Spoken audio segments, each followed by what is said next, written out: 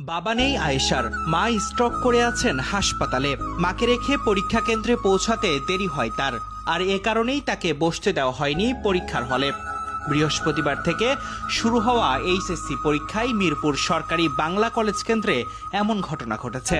ভুক্তভোগী আয়েশা মিরপুরে অবস্থিত ঢাকা শিক্ষা বোর্ড ল্যাবরেটরি স্কুল অ্যান্ড কলেজের ছাত্রী। জানা যায়, পরীক্ষা শুরুর প্রায় 1.5 ঘন্টা পর কেন্দ্রে উপস্থিত হন আয়েশা।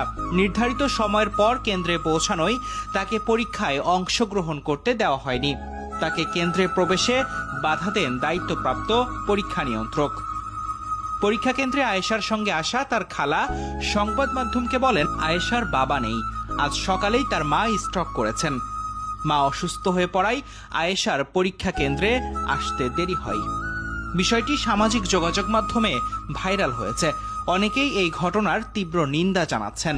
অনেকে বলছেন, মানবিক বিবেচনায় আয়েশার পরীক্ষা নেওয়া যেতে পারে। এদিকে আয়েশার আজকের পরীক্ষা না নেওয়া হলে